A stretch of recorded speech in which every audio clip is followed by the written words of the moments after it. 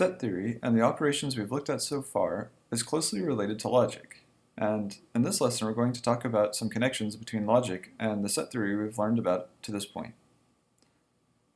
First, let's look at the membership. So let's let U be the universal set and A be any set.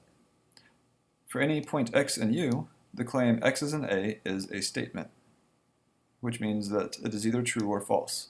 So saying x is an element of A is like our true or false statements.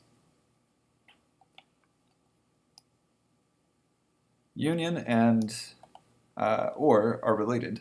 So remember that x is in A union B means that x is in A or x is in B.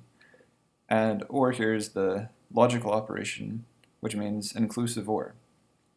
So to say x is in A union B, it's equivalent, and here this equals just means logically equivalent to x is in A or x is in B. So these two are connected. And similarly, the and intersection are connected that way. So to say x is in A intersect B means to say x is in A and x is in B. And so we could even rewrite this with the logical operation. So x is in A intersect B becomes x is in A and x is in B. Notice that the intersection and the and both point downwards, and the union and the or both point upwards. So that might help you remember which direction they go, or at least connect the two ideas in your head.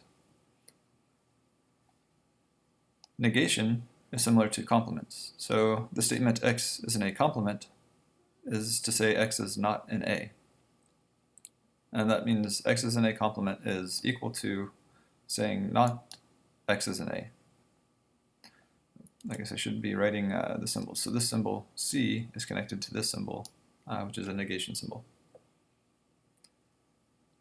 And it turns out the subset symbol is similar to implies.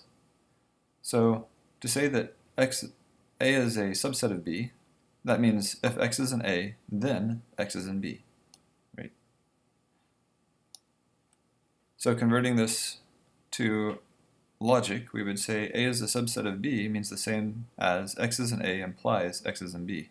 And so this symbol and this symbol are connected.